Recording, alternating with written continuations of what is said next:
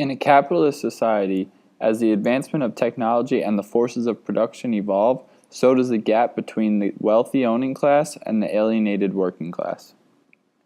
I'm James, and I want to talk about the ways in which Marx's criticisms of capitalism apply to us today in ways that we might not expect.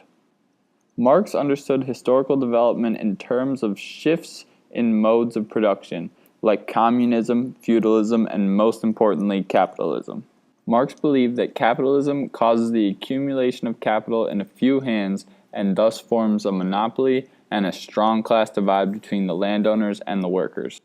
The wealthy landowner then ends up owning all the means of production, that is, the factory, the machinery, and the product, while the worker is left with nothing to sell but their labor.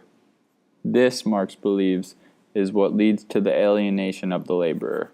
He said, "Labor produces works of wonder for the rich, but nakedness for the worker. It produces palaces, but only hovels for the worker. It produces beauty, but cripples the worker." Because the rise of capitalism was due largely in part to the Industrial Revolution, I wonder if Marx's warning signs about capitalism are growing stronger in our modern era since we are in the midst of our own technological revolution. One area of the economy that's gone under massive technological change is the agricultural sector, and what has followed has been the rise of big agri. What Marx called accumulation of capital in a few hands is now called corporate consolidation, and it is a big problem in the agricultural industry today.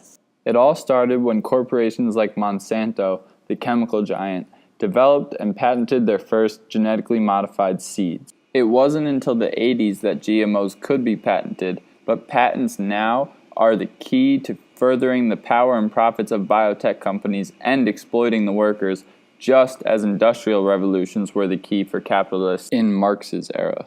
Because of these patents, companies like Monsanto, DuPont, Syngenta, and Dow, known as the Big Four in the seed industry, control 80% of the corn market today. And what do big companies chasing profits do when they have a hold on the market? They raise the prices and exploit the worker, as Marx has said. Let's look at how the price of corn seed has changed since companies like Monsanto acquired their patents. As you can see, the price per seeded acre for corn since 1995 has risen from $23 to over $100. That's over 321%. And since the market price for corn didn't increase by nearly that much, that left corn farmers with smaller margins. And smaller margins hurt smaller farmers much more than they hurt bigger farmers, which has led to smaller farmers dying off and big industrial farms getting bigger. The exploitation of the farmer does not end at the rising seed prices, however. Farmers who buy genetically modified seeds from Monsanto must pay licensing fees and are forced to sign contracts that dictate how they can grow their own crops. Monsanto also strictly forbids the traditional practice of seed saving, which is when farmers save the seeds from annual crops from year to year so they can plant them each year and not have to buy new seeds. But now, because of patent law, Monsanto technically still owns those seeds, so if a farmer saves seeds and Monsanto finds out, Monsanto will sue the farmer for patent infringement. Here's a clip of a farmer talking about just that. I can remember when the first prohibitions against seed saving came into being, and most farmers were just absolutely disgusted with the whole concept.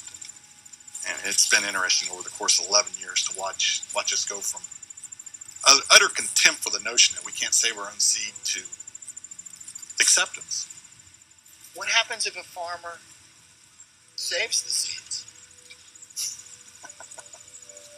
Well, this really, there's only one company involved in this now, and that's Monsanto. Monsanto is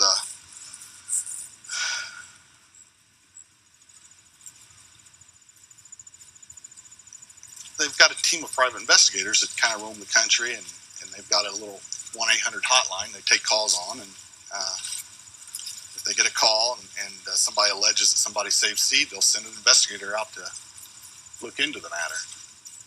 And you save your own seed, you're going to get a call from somebody from Monsanto.